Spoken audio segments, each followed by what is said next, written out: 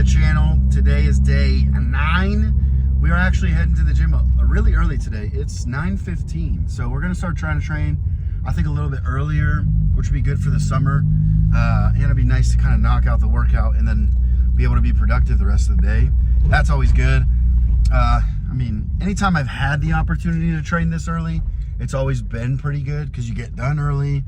And then in the summer, like, we don't have AC here, so in the gym. So in the summer, you know, if you can work out before it gets super hot, it's usually a good idea. Especially like today on leg day. Try doing legs when it's 120 out. I mean, you want to talk about intense. Raise the intensity by raising the temperature, am I right? But for those of you guys that are brand new to the channel, thank you guys for joining. My name is Mike. I'm 30 years old. I'm filming basically the last 200 days of my bodybuilding career, if you want to call it that. This is the last time I'm going to prep so that you guys don't have to. I'm going to show you the dark side. I'm going to teach you the lessons along the way. I'm going to get on stage one more time so you guys don't have to if you don't want. And then we're going to take all those lessons, apply them to your life throughout the prep. So we're on day 9. We got 191 of these to go till show day, my last show day.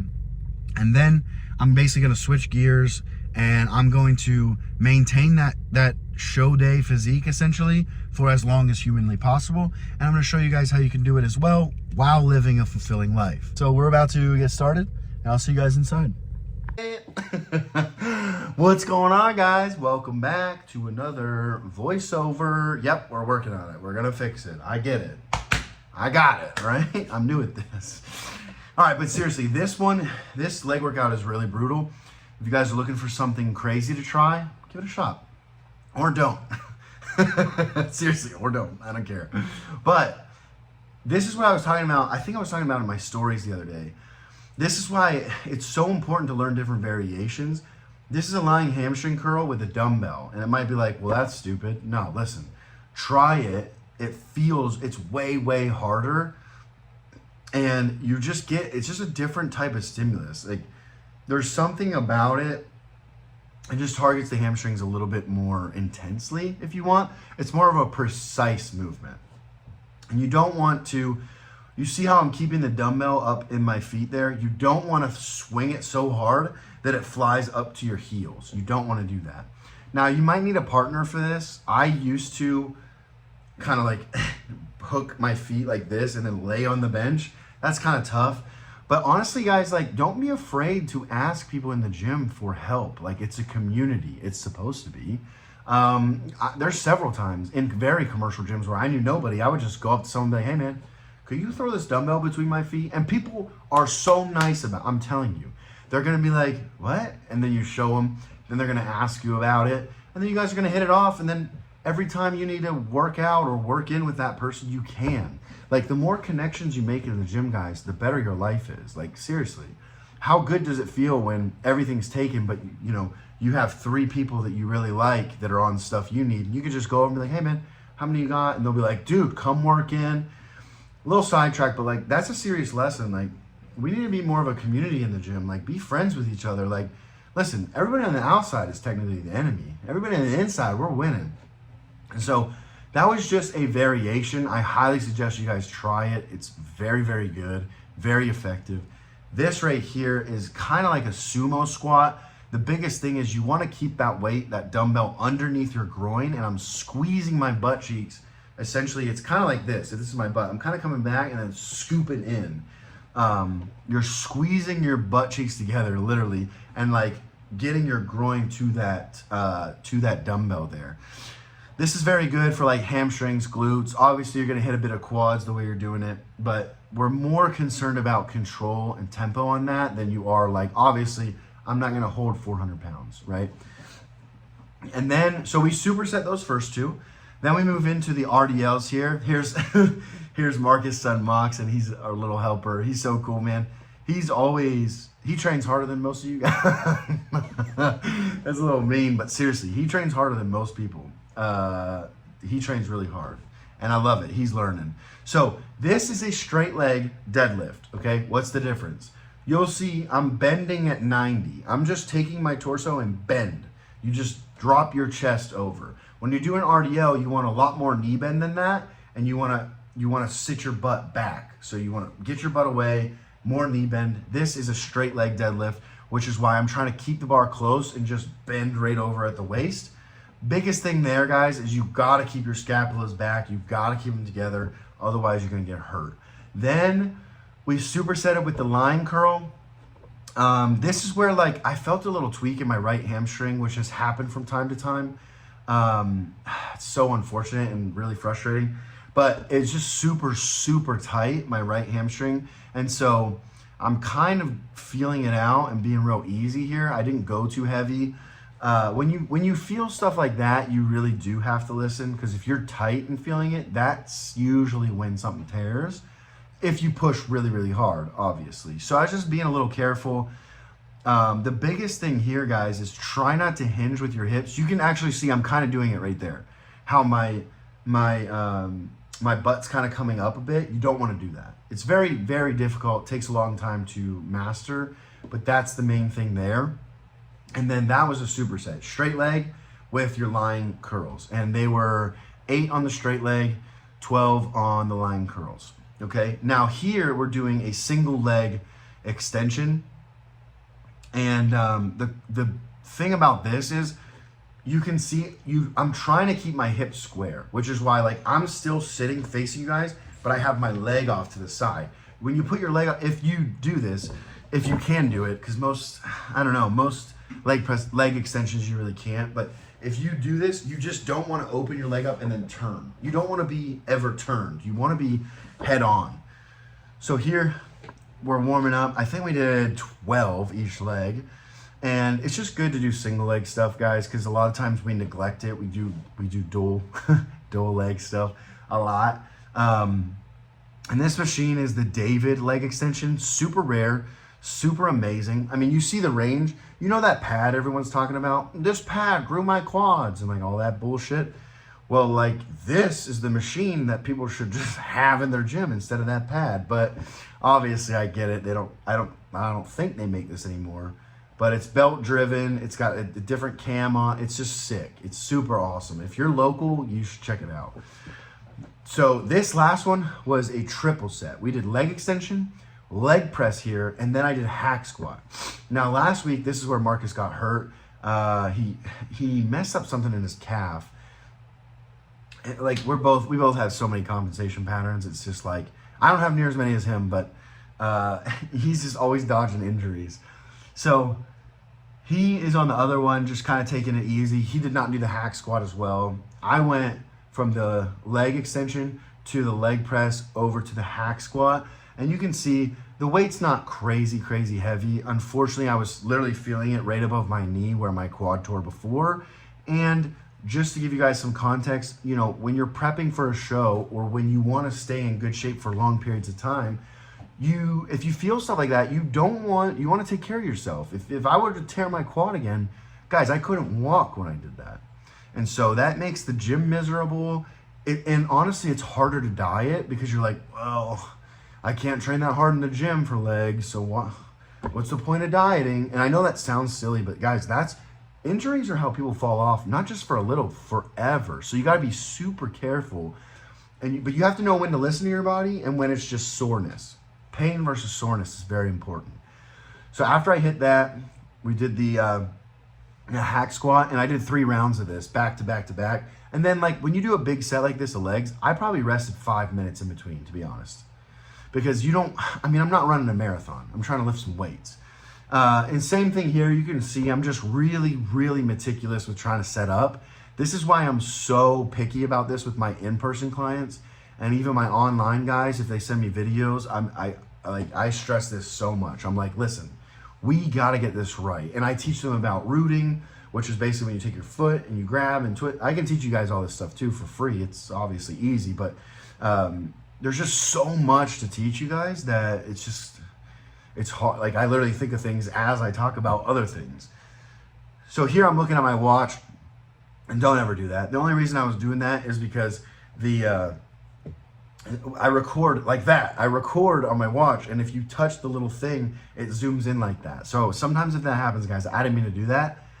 It was just an accident, but pretty good angle on my legs, I guess. And again, just trying to take it slow, just trying to be intentional with it, because you know, when I was really, really strong, not that I'm not weak, but I have a huge issue just whipping things around because I love being strong and I love just lifting stuff. But after that, it wrapped it up. This, honestly, I know this was only like 6 or 7 clips. This was a 2-hour leg day. So it's intense and it's hard. And I'm telling you, you don't got to use a lot of weight, especially for the triple set with quads. You don't have to use a lot of weight. This isn't the best video. And honestly, I actually hated the setup. So like, don't do it like this, in the sense that like, normally I'll stand on the back of a incline press. You know how it has the thing where you stand on to spot somebody? Except I don't spot somebody, I do calf raises. But I wanted to show you guys this because this is literally how I built my calves. I do 25 on the left, 25 on the right, 25 on the left, 25 on the right, and I do that until I hit 100 on both sides, and that's it. And I alternate that with like heavy seated calves, 3 sets of 20, and that built my calves. Nope, no bullshit. All right, guys, just got back from, let's see, after the gym, I was soaked, like super sweaty, so I had to go and get a shower. And then I had to run out the door and train a couple clients, and then there was a tornado tonight. And man, I think it literally went right past my apartment, but I was in a different city, so that was good. And I came home and everything's good, so we're all good. But I got home and then I had to put some diets together, make some meal plans for some new people, get some stuff rolling. Sorry, I just like choked on some water. But it's been a super busy day, really good day though.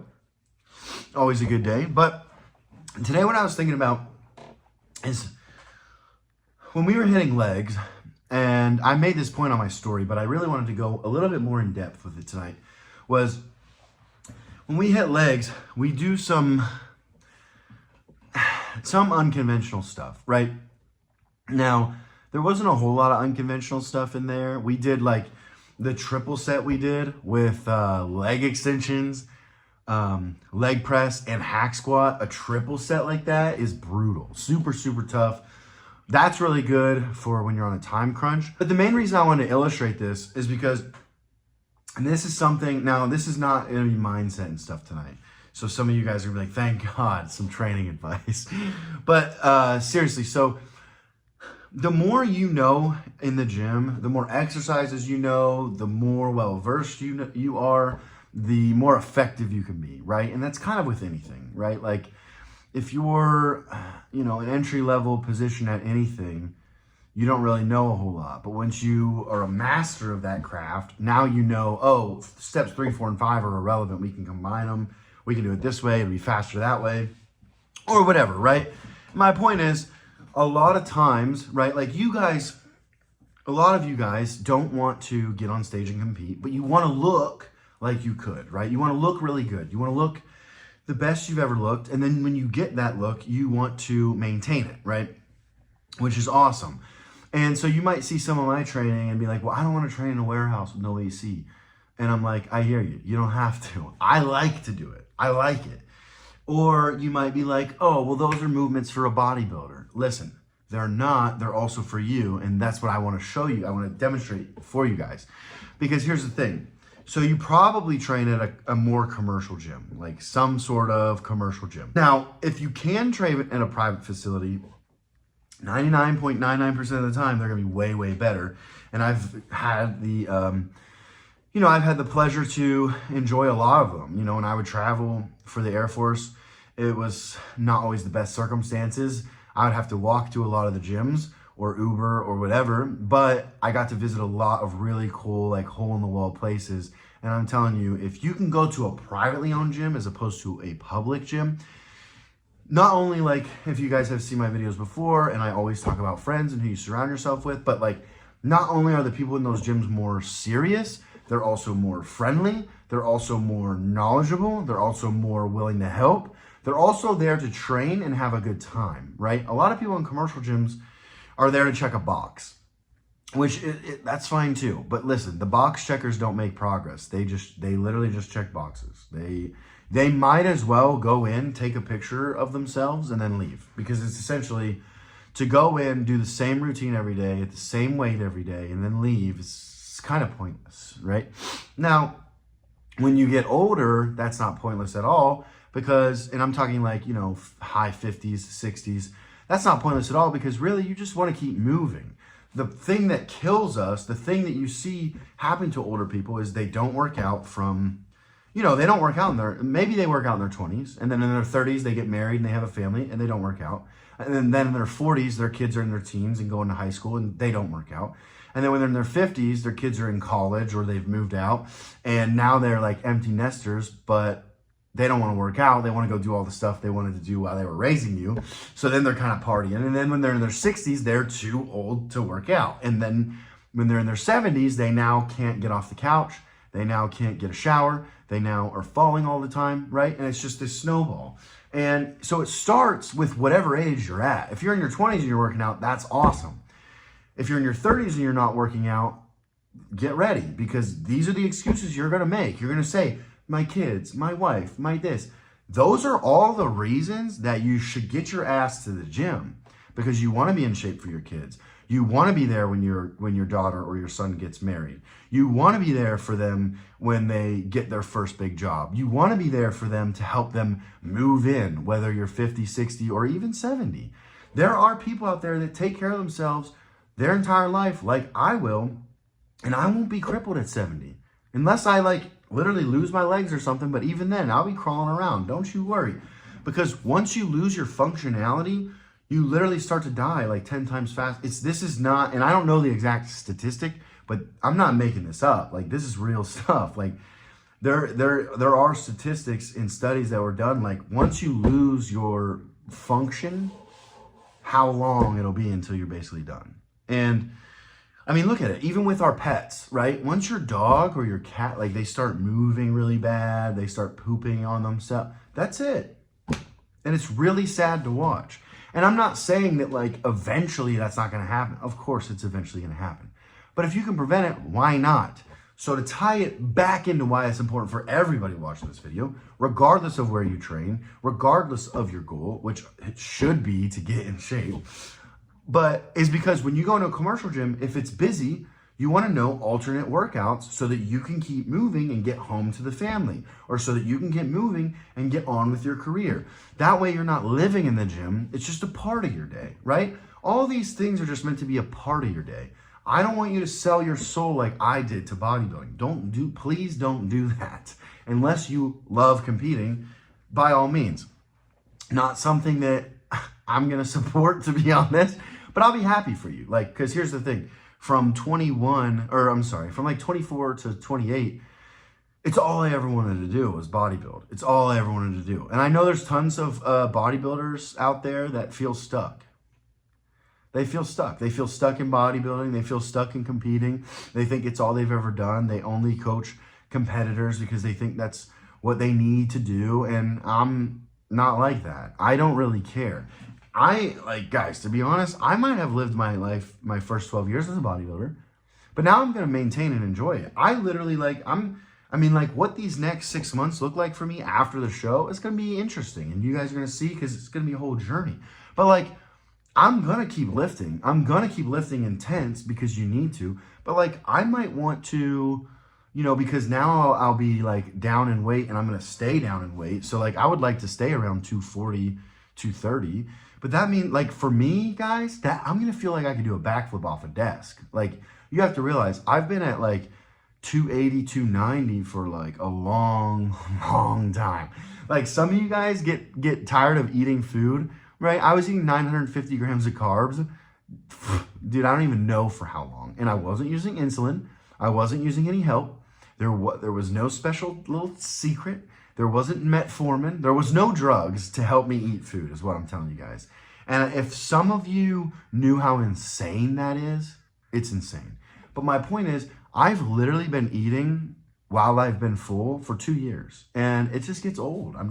It just gets old. It's like, God, man, I just want to not keep. And some of you guys can't even do it for 8 weeks. Imagine, you can't even eat in a surplus for 8 weeks. I've been doing it for 2 years. But let me stay on topic here. The point is if you can adjust your exercises, then you can get in and out of the gym in an hour, because you won't have to be like everybody else who does the same routine they always do. And because I see it all the time in the gym, like people will get pissed. They'll be like, oh my gosh, that person's hogging the lying leg curl. Okay, you don't know a single other, well, I know how to do the seated. You don't know anything else? No. And then they get mad. And it's like, you just got to be better, right? And that's why I'm trying to show you guys, like, because I have a lot of clients that I explain this to, because, you know, like, I don't program things. Like, not all of them are super fun, right? Not all exercises are fun. Not all exercises are as effective, but I do it to show them, hey, let's learn something new. Let's struggle through it, because there's value in that. Like, for example, when I started doing good mornings, if you're not familiar, if this is you, you just bend at the waist and then stand up, and then bend at the waist and stand. It's good for your low back. All you're doing is this, right? With a barbell. And you try to get really heavy. I used to do it with like 315 pounds, like a wide stance. I hated this exercise. I hated it. And I could have skipped it. I could have made something up, right? But the point is, after about 6 weeks of doing it, I started to progress it. I started to understand how to move through it. I started to understand how to feel comfortable with it. And then I really liked it. I really liked it. And it made my low back stronger. It made my core stronger. And I had another weapon in my arsenal. Now, that's usually the process. I remember just a regular lat pull down. I didn't feel it in my lats for like 2 years. That's not good. But I kept going and I kept going. Now, that's when I very first started. I didn't have anybody to show me like, hey, don't do that. So I was just trial and error. But that's why it's like, it's very important to try new things. If you see someone in the gym doing something like the lying curl with a dumbbell, go ask them why they do it. Go ask them what it hits. Because honestly, I used to make fun of people like that. The thing is, the more weapons you have in your arsenal, the more exercises you have up here, the more creative you can be. And then, like I was saying in my stories earlier, you need to basically, like, you've got to have a mix, okay? So I don't want any of you to change any exercises on anything for at least 8 to 12 weeks. Otherwise, it's going to be pointless. Because the first week out of these 8 to 12 weeks is going to be like a trial workout. You're going to try to work out, see where your weights are, make sure you track your numbers, or this is going to be irrelevant, right? And then you're going to progress for 8, 9, 10, 11, 12 weeks. You're going to write your numbers and progress. You're going to see, and then tweak the workout. And then run that for 8 to 12 weeks. And then you might even go back to that first workout, right? And this is how you continuously progress. And when you mix up the movements, you're able to recruit new stimulus, right? And I'm not saying this is some sciencey bullshit and like, oh, you're going to get 10% more. No. This is all like gym bro stuff. Like, all I'm saying is, if you do a lying hamstring curl with a dumbbell for 8 weeks, and then you go back to a lying hamstring curl on a machine, now it's going to feel brand new. It's going to feel different. You might be stronger. It might feel different. Like, it might hit different. You might get sore from it again. All these things are just the little things that give you an advantage. But again, like I said, if for nothing else, it'll save you time when the gym is busy. When everyone else is looking around and waiting for equipment, you'll be able to say, oh, I know how to do a different version of that. Let me go do that. And that's why I really want to show you guys a lot of the variations we do and actually teach you them. Honestly, maybe, I don't even want to say that. Don't say that. Edit that out. But I want to teach you them as they come up. And trust me, like throughout my prep and throughout my workouts, they'll come up. I don't even recognize them anymore, because to me, they're just like, it's just stuff that I do. But like, I'll have someone train with me, or I'll train a new person and I'll show them some of these things. And they're like, wow, I've never seen that. So it's always just good. And you never know when you're going to try something different that's going to fit your body better. Maybe that's the first time you've ever felt your hamstrings activate. And then maybe you go back to the lying leg curl and now you're like, oh, I have a better mind to muscle connection. So then you start making all new gains on the lying leg curl. And that's the thing. So the moral of the story is, you've got to be okay with trying some new exercises, right? Mixing it up a bit, trying to learn it, and grind at it for 8, 10 weeks before you give up on it. Don't try something once and then say you hate it. That's because it's not going to help. And I'm telling you, because over my bodybuilding career, like, do you guys think that I really, like, there are pros out there that literally have wrote their workouts 10 years ago and they do the same shit. And they're like, if it ain't broke, don't fix it. I'm not that guy, but I'm also not the guy that's like, actually, if you lower the seat by 12%, your gains go up by 3.5% every other week on the full moon. No, I'm the middle. I'm in the middle. I think the guys that do the same shit every single day are brickheads. And I think the science nerds are they're all small. I haven't not seen one science nerd that's bigger than me. And I might not look big on the camera, but I'm 290 pounds, 5'9", and I guarantee they ain't it. But that's not it. It's not a competition about it. It's just the point of like the science guys always train too light, and then the brickhead bodybuilders always train the same shit. And is that optimal? I don't know. Because the thing is like, it's like if you could train the same workout all the time, sure.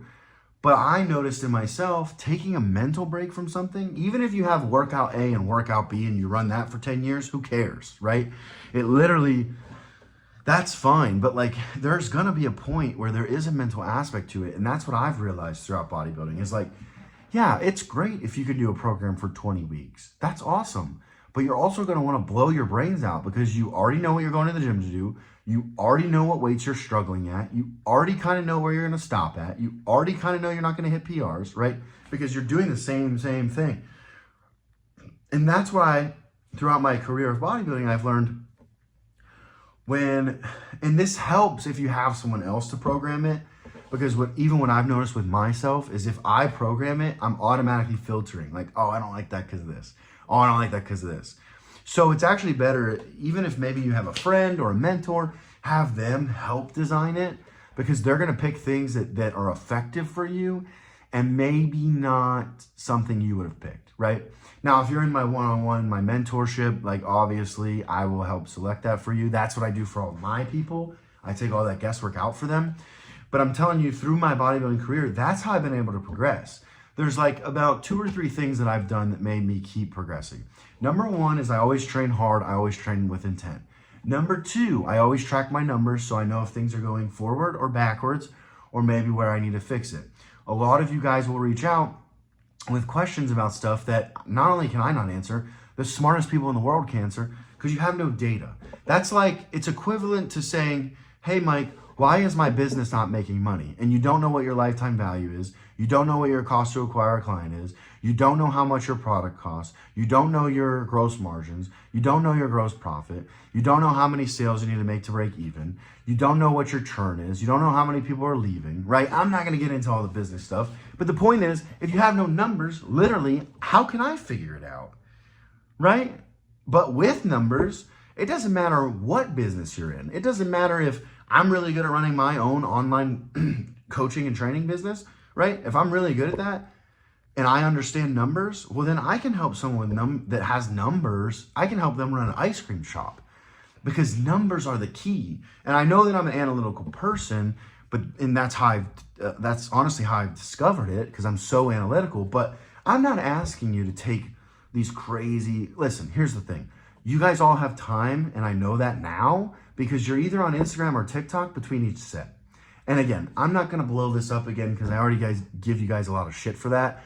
The point is, if you just don't get on social media in between every single set and you just write down what you did, then when you leave the gym, the work is done. There's no memorizing or nothing. It's actually not taking you any longer. If you rest 90 seconds between each set, you're telling me you can't open your notes and write down a weight? And trust me, you don't even need to do that. You could do all 3-4 sets, log it, rack your weights, next exercise, right? So that's number 2.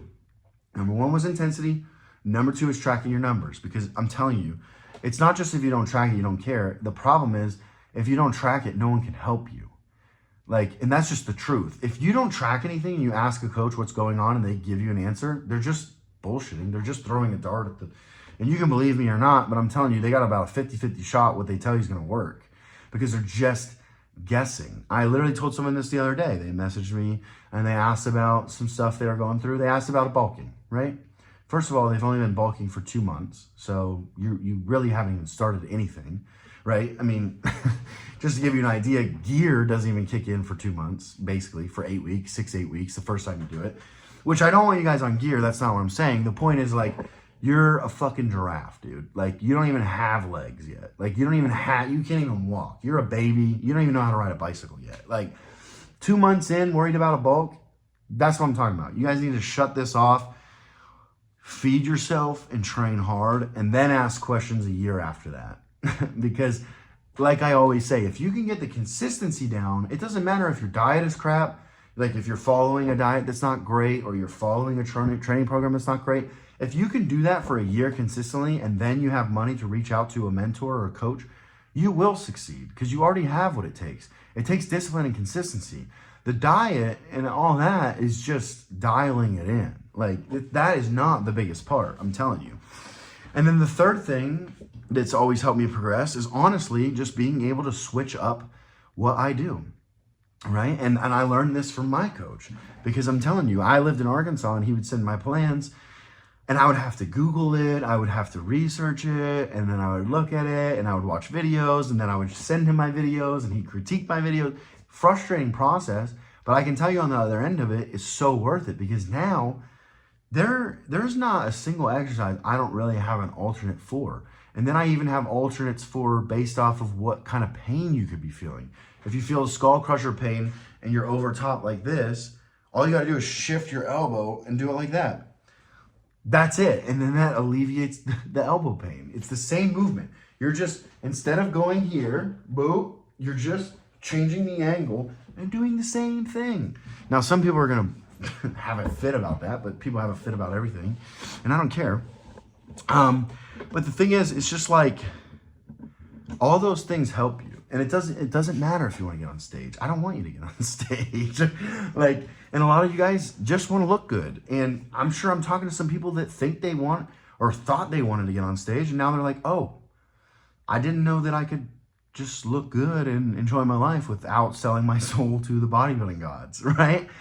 You don't have to do that. But if you do want to sell your soul, and I mean sell your soul, then you can. I'm just not going to help.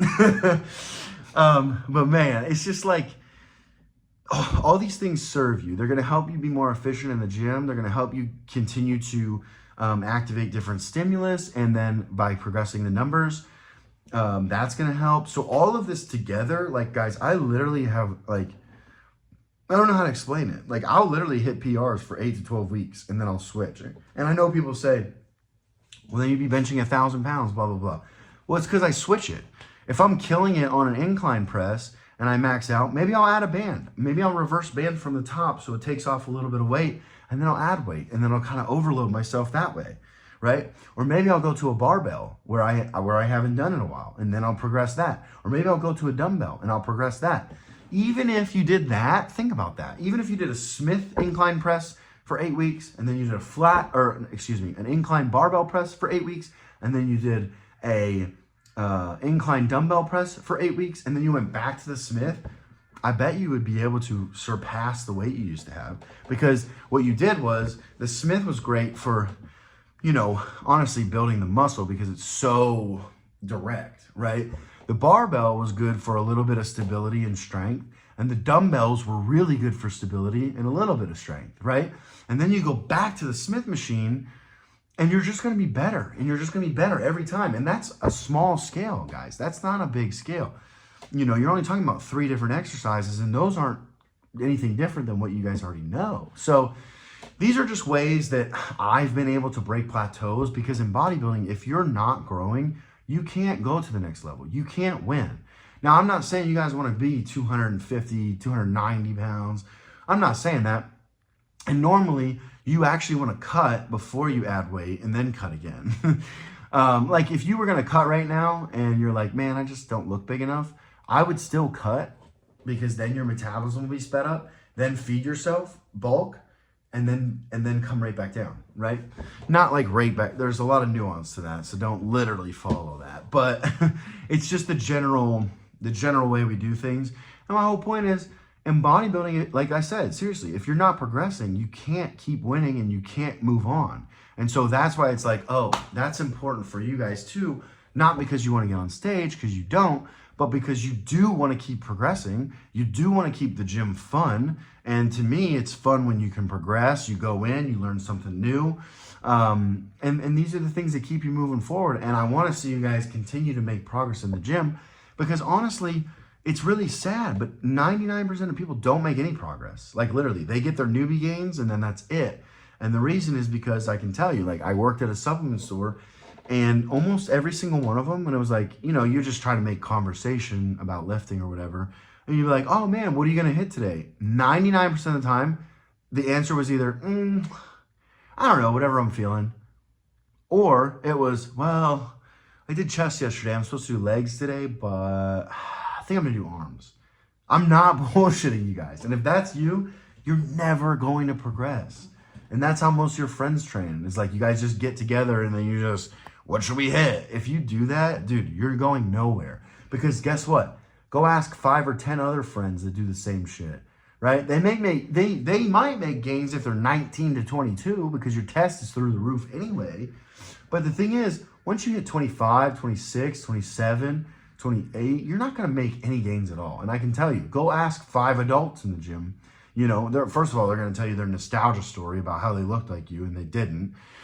And then second of all, all you got to do is take notes. They probably looked the same 5 years ago. And this is not talking crap. It's because they won't take 10 minutes to learn a new exercise. They won't take 10 minutes to write down their weights and like actually take it serious. It just makes no sense to me. I'm not adding any time to your workout. I'm actually subtracting time.